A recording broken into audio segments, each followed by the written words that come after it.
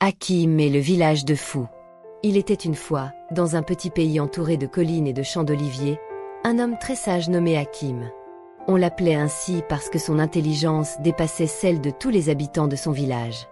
Il réfléchissait toujours avant d'agir, savait réparer une horloge comme consoler un enfant, pouvait lire les nuages pour deviner la pluie et même réciter des histoires qui faisaient rire ou pleurer selon l'humeur. Mais le pauvre Hakim avait une grande peine. Son village était rempli de gens, disons-le franchement, stupides. Pas méchants, non, mais d'une bêtise à faire pleurer de rire ou de désespoir. Même sa propre famille, sa femme, ses 2 fils et sa fille partageaient cette maladresse de jugement. Un jour, sa femme voulut protéger leur vache de la pluie. Elle dit « Mon mari, la pauvre bête va attraper froid dehors. Faisons-la entrer dans la maison. » Hakim répondit calmement « Mais ma chère, la vache est habituée à la pluie. Elle a une peau épaisse, elle n'a pas besoin d'un toit comme nous. » Mais sa femme insista. Finalement, la vache entra dans la maison. Le problème, c'est qu'elle ne voulait plus ressortir. 3 jours entiers, la famille dormit avec la vache qui mâchait de la paille dans le salon et qui renversait toutes les jarres d'eau. Hakim soupira en silence, tandis que ses enfants s'étonnaient. « Papa, regarde comme elle est belle dans la maison. On devrait la garder toujours ici. » Hakim se frappa le front. Quel supplice! Un autre jour, sa fille avait préparé du pain. Elle avait peur que les oiseaux viennent le picorer pendant qu'il refroidissait. Alors, pour le protéger, elle le posa dans le puits du jardin, en l'attachant avec une corde. Quand Hakim arriva, il trouva le pain trempé et sa fille toute fière. « Tu vois, papa, aucun oiseau n'a touché ton pain. » Chaque jour apportait son lot de bêtises. Les voisins coupaient les arbres en été pour qu'ils ne transpirent pas trop. Les pêcheurs jetaient leurs filets sur la place du marché, espérant attraper du poisson qui passerait par hasard. Même l'imam du village, un vieil homme très respecté, avait un jour demandé à Hakim s'il fallait arroser les poules pour qu'elles pondent plus vite.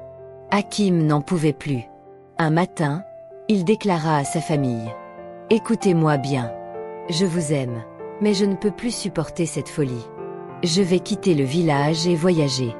Peut-être trouverai-je un endroit où les gens réfléchissent, où je pourrai vivre en paix. » Ses enfants éclatèrent de rire. « Mais papa, où trouveras-tu mieux que notre village? Ici, nous sommes parfaits. » Hakim secoua la tête et prépara un baluchon. Hakim quitta le village. Sur son chemin, il traversa d'autres villages et villes. Au début, il était heureux. Il croyait que la sagesse serait partout ailleurs. Dans la première ville, il entra dans une auberge. Le serveur lui apporta une soupe, sans cuillère. Hakim demanda « Excusez-moi, comment vais-je manger ?» Le serveur répondit très sérieusement « Mais monsieur, la soupe est chaude. Attendez qu'elle refroidisse, vous pourrez la prendre avec les doigts. » Hakim faillit s'étouffer de rire. Était-il maudit? Partout où il allait, il retrouvait des absurdités. Dans une ville portuaire, les marins chargeaient leurs bateaux, en remplissant d'abord d'eau locale, pour qu'elle soit déjà mouillée. Dans une autre, un marchand vendait du sable, spécial désert, plus cher que l'or.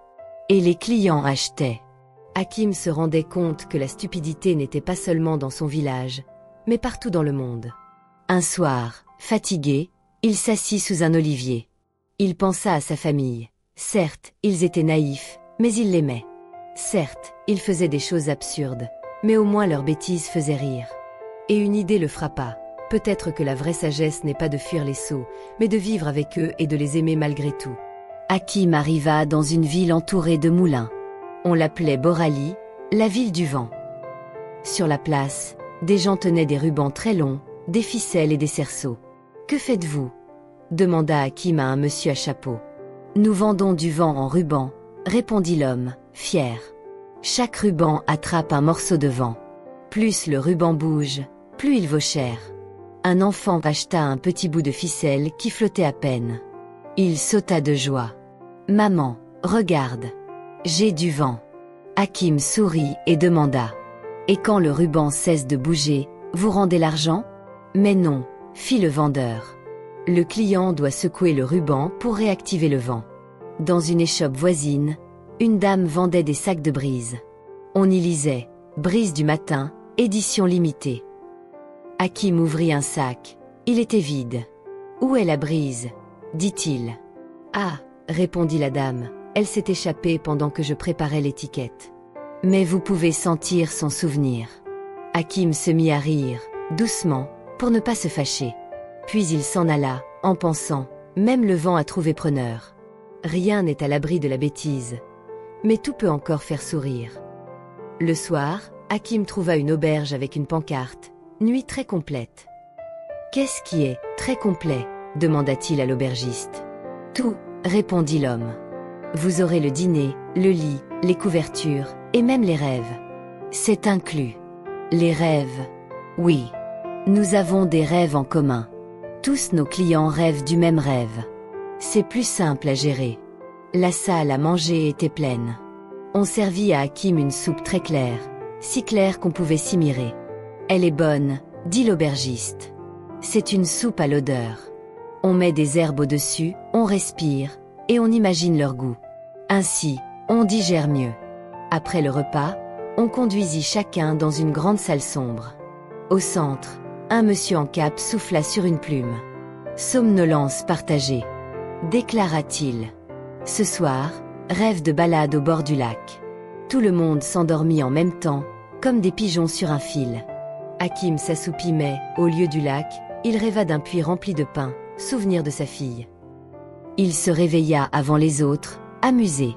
Au petit matin, l'aubergiste présenta la note.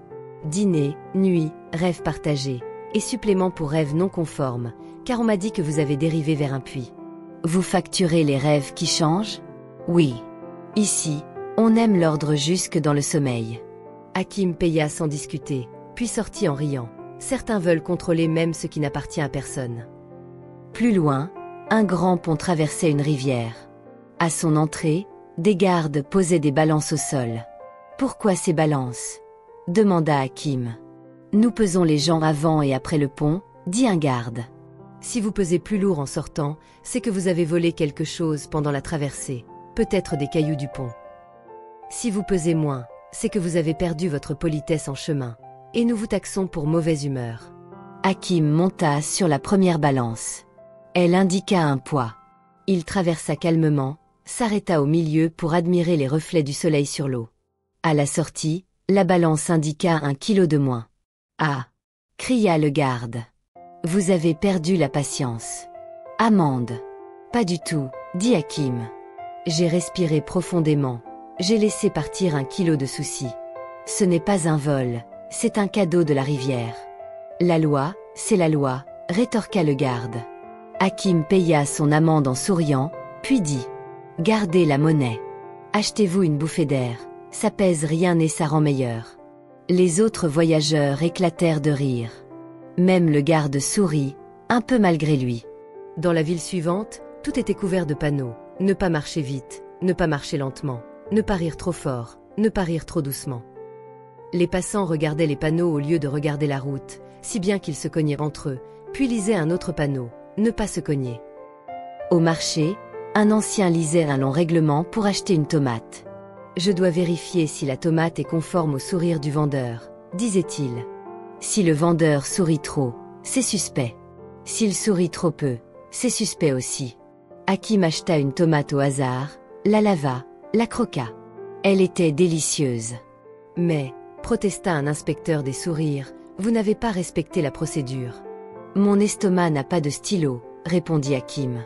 Il connaît juste la faim et le plaisir.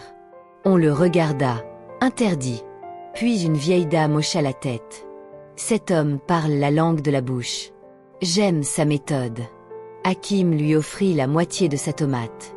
Le goût vainquit la folie des panneaux. Un bourg organisait un concours de sagesse.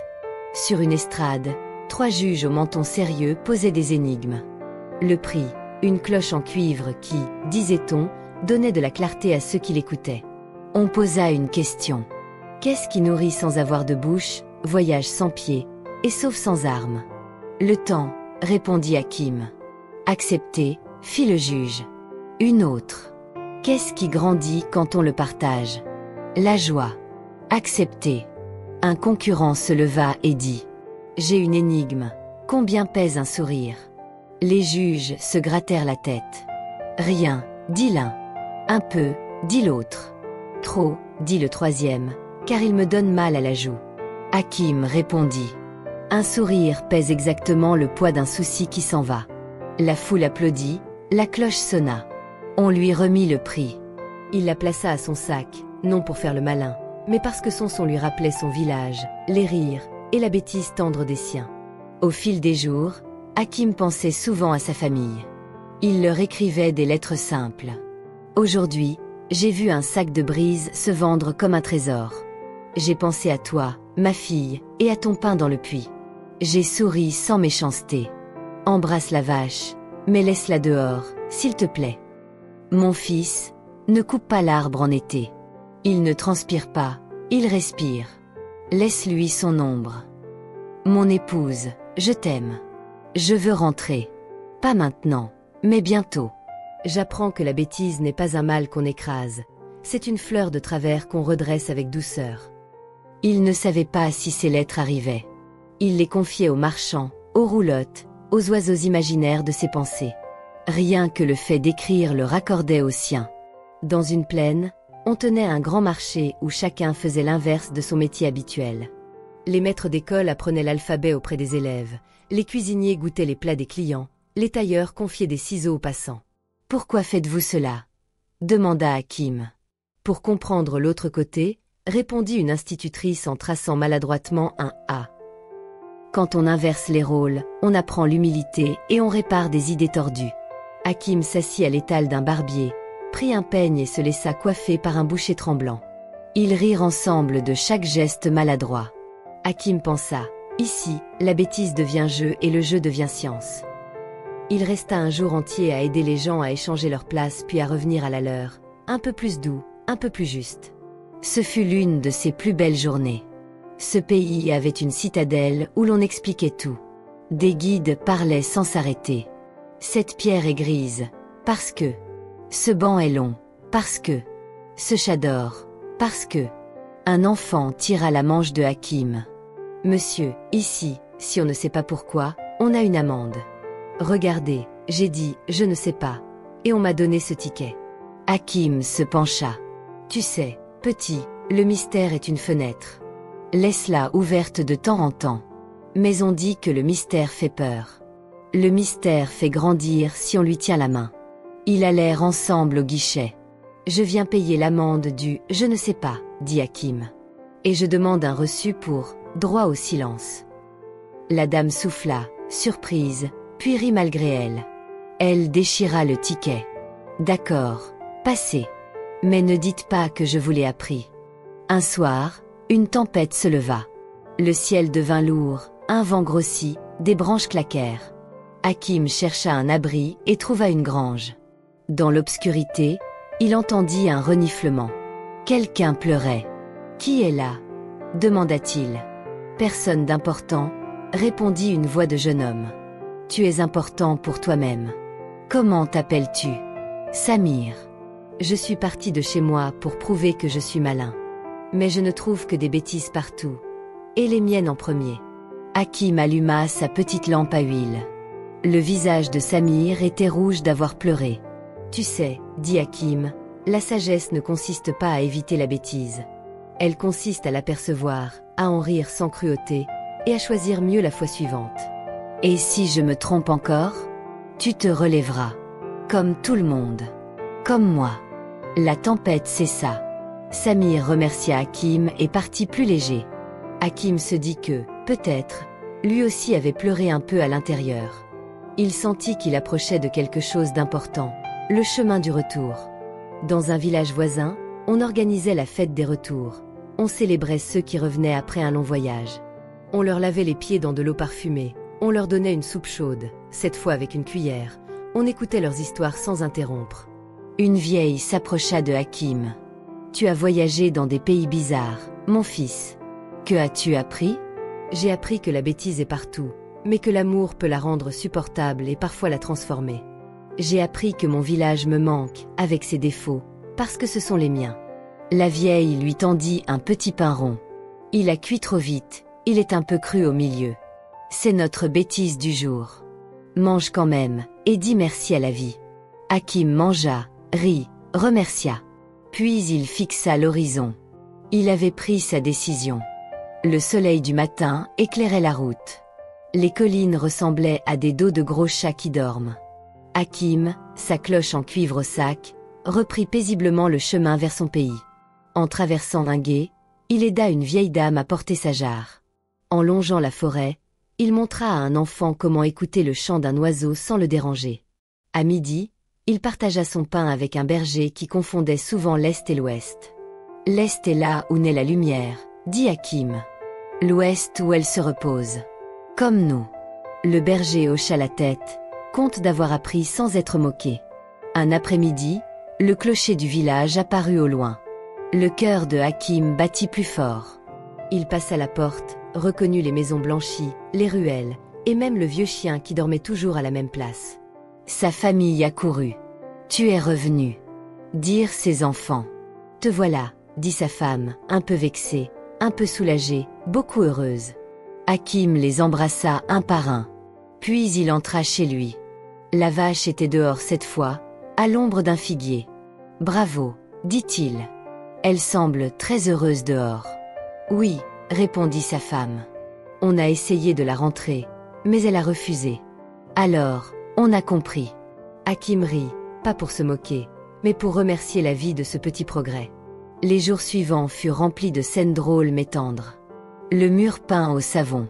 Son fils aîné voulait nettoyer le mur avant de le peindre. Il étala du savon partout, puis voulut peindre sur le savon. La peinture glissait comme un patineur. Pourquoi ça ne tient pas? Parce que la propreté n'est pas tout.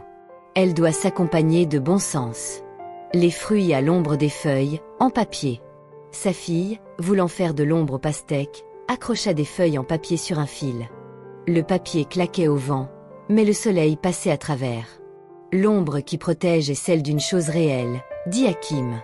La vraie aide vient de ce qui touche le monde. Le coq qui avance l'heure. Le voisin, pressé, avait décidé d'avancer son coq de 2 heures pour se réveiller plus tôt. Il posa une petite horloge autour du cou de l'animal. Maintenant, il chantera à ma nouvelle heure. Le coq, perplexe, chanta quand la lumière lui dit de chanter, pas quand l'horloge sonna. Certains ordres ne marchent pas sur la nature, dit Hakim. La lumière reste la reine du matin. L'eau à l'envers. Un autre voisin, craignant la sécheresse, voulait ranger de l'eau dans le ciel. Il attachait des seaux sur une très grande perche. Quand j'aurai besoin, je la ferai redescendre. Range plutôt l'eau dans la terre, dit Hakim, là où elle s'est restée. Chaque quiproquo faisait rire tout le monde, y compris ceux qui se trompaient. On riait avec, jamais contre. Un soir, le chef du village rassembla tout le monde. Hakim est revenu. Il a voyagé, il a vu des choses. Qu'il nous conseille, mais avec des mots simples, pour que même moi, je comprenne. Hakim se leva, prit sa cloche en cuivre, et la fit tinter doucement. Le son flottait comme une lumière de miel. « Mes amis, dit-il, je n'ai pas trouvé ailleurs un endroit sans bêtises. J'ai trouvé des marchés qui vendaient le vent, des ponts qui pesaient la politesse, des auberges qui facturaient les rêves. J'ai appris que la bêtise ne disparaît pas, mais qu'on peut la rendre moins douloureuse par la bonté, la patience et le rire. Et ici, demanda quelqu'un. Que devons-nous faire? 3 choses simples, répondit Hakim. Écoutez, regardez, essayez. Écoutez avant d'agir. Regardez comment la nature fait. Essayez avec douceur, et recommencez si besoin. La sagesse, c'est lent et proche. Il se tourna vers ses enfants. Et vous, mes chéris, n'ayez pas peur de vous tromper. Ayez seulement le courage de comprendre et d'apprendre. Le village applaudit. Certains eurent envie de pleurer, mais ils se retinrent, par pudeur. Puis on rit, parce qu'un petit garçon avait mis sa casquette, à l'envers, pour regarder le passé. Hakim se pencha. Si tu regardes trop le passé, tu finiras par te cogner au futur. Mets ta casquette droite et vas-y doucement. Avec l'accord du chef, Hakim ouvrit une petite école dans la cour de sa maison. Pas d'ardoise compliquée, pas de mots difficiles. On y apprenait le bon sens. Comment garder l'eau? Comment tailler l'arbre sans le blesser? Comment partager un pain? Comment écouter une histoire jusqu'au bout? Comment demander pardon sans s'excuser de vivre? Les adultes venaient aussi. Ils s'asseyaient sur des nattes, buvaient du thé, riaient de leur maladresse. On appelait cette école « la maison qui respire », parce qu'on s'y sentait plus large en sortant qu'en entrant. Un matin, la fille de Hakim arriva en courant. « Papa, je crois que j'ai encore fait une bêtise. » « Raconte. » « J'ai mis des graines à sécher sur le toit. Et je les ai arrosées pour qu'elles ne se déshydratent pas. » Hakim se pinça les lèvres pour ne pas rire trop vite. « Tu apprends, dit-il. Les graines doivent sécher pour dormir avant de pousser. Ne les arrose pas aujourd'hui. Demain, nous les mettrons dans la terre. » Ils allèrent ensemble au puits, celui du pain d'autrefois. Sa fille passa une corde, remonta une amphore d'eau claire. Elle la posa sur le sol, non dans le puits. Puis elle regarda son père. « Comme ça. Comme ça. Tu vois? Tu sais. Tu savais depuis toujours, mais tu avais peur d'oublier. Maintenant, tu te fais confiance. » Elle sauta dans ses bras. La vache beugla, heureuse de participer à la fête. Hakim n'arrêta jamais de voyager, mais son voyage se fit court. Du jardin à la cuisine, de la porte au champ, du champ au puits, du puits à l'école. Partout, il trouvait des choses à comprendre et à apprendre. Il écrivait encore, mais ses lettres restaient sur la table. Elle n'avait plus besoin d'aller loin. Le monde venait chez lui sous la forme d'une voisine qui demandait comment calmer un enfant, d'un cousin qui voulait tailler sa haie, d'un marchand qui s'étonnait que le vent ne rentre pas dans un sac. « On peut le sentir, » dit Hakim. « On ne peut pas le garder. C'est sa beauté. » Un soir d'été, tout le village se réunit pour une veillée. Les enfants s'endormaient par grappes. Les adultes écoutaient Hakim. « Vous savez, dit-il, je voulais fuir. Je croyais qu'ailleurs les gens seraient raisonnables. J'ai découvert qu'ailleurs les gens sont comme nous, maladroits, drôles, parfois têtus, souvent aimants. J'ai compris que le meilleur pays, c'est celui où on aime. Et que la meilleure famille, c'est celle qu'on apprivoise jour après jour, avec patience. » Il regarda sa femme. « Pardonne-moi d'avoir voulu partir si vite. Pardonne-moi d'avoir mis la vache au salon, » répondit-elle en riant.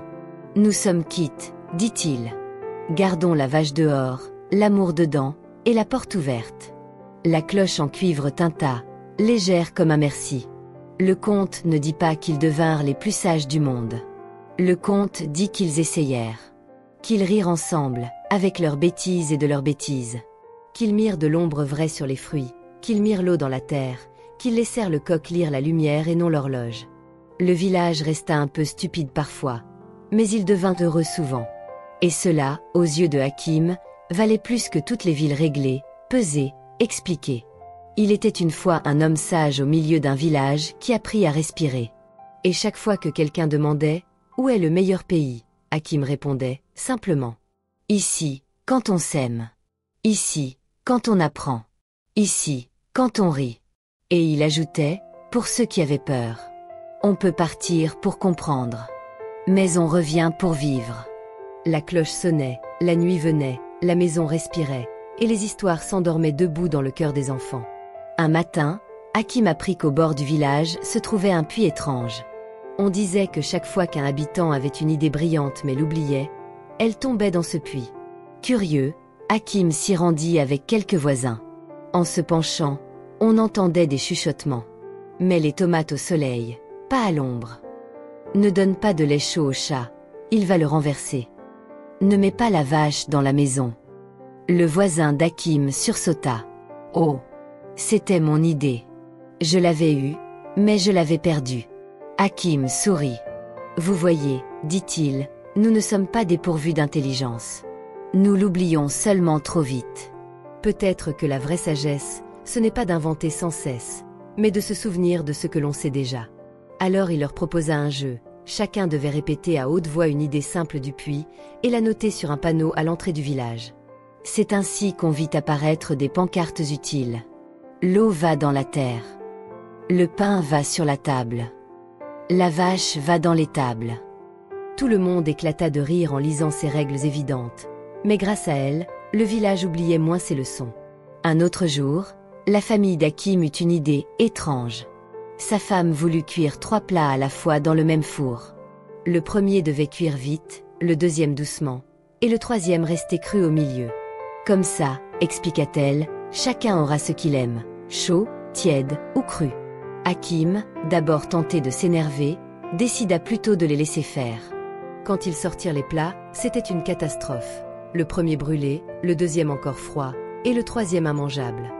Les enfants éclatèrent de rire en se chamaillant. « C'est ta faute. »« Non, c'est la tienne. » Hakim tapa dans ses mains. Silence. « Voyez-vous ? Voilà ce qui arrive quand on veut plaire à tout le monde en même temps. On finit par ne satisfaire personne. La sagesse, c'est de choisir une bonne méthode et de s'y tenir. » Et ce jour-là, tout le monde mangea, du fromage et des olives. Ce n'était pas prévu, mais ce fut une belle leçon. Un marchand ambulant passa un jour par le village. Il vendait des fioles colorées. « Achetez, achetez. Voici mes promesses en bouteille, réussite garantie, amour éternel, richesse rapide. » Les villageois, naïfs, voulaient acheter. Hakim leur dit « Attendez. Et si nous ouvrions une fiole avant de payer ?» Ils ouvrirent une petite bouteille bleue. Dedans, il n'y avait que de l'air. « Mais, il n'y a rien », protesta un voisin. « Justement, » dit Hakim. « Le marchand vend ce qui ne se vend pas. La réussite, l'amour et la richesse se gagnent par l'effort, pas par une fiole. » Les villageois rirent de leur propre crédulité et rendirent les fioles. Le marchand s'en alla, vexé, mais le village avait appris à douter avec humour. Quand la fille d'Hakim faillit mettre son pain à sécher dans le puits encore une fois, la cloche sonna, et tout le monde se mit à rire. Peu à peu, le son de la cloche devint un symbole. On n'avait plus peur de se tromper, car chaque erreur devenait une leçon joyeuse. Un soir d'automne, Hakim réunit le village autour du feu. Les enfants somnolaient déjà, les adultes buvaient du thé. Il parla simplement. « J'ai voulu fuir autrefois, croyant trouver un peuple plus sage. Mais partout, j'ai vu les mêmes travers. Alors j'ai compris, la vraie richesse n'est pas de vivre parmi des sages, mais de vivre parmi ceux qu'on aime, même quand ils sont maladroits. Parce que l'amour transforme la maladresse en souvenir, et la bêtise en rire. » Sa femme hocha la tête. « Tu as raison, dit-elle. Et puis, sans nos bêtises, tu n'aurais jamais eu d'histoire à raconter. » Tout le monde éclata de rire. Hakim leva les yeux vers les étoiles. Dans son cœur, il sut qu'il avait trouvé ce qu'il cherchait, non pas un pays parfait, mais un pays à aimer. Non pas une famille modèle, mais une famille à chérir. Et dans le silence de la nuit, la cloche tinta doucement une dernière fois, comme pour dire « Ici est ma place. Ici est ma joie. »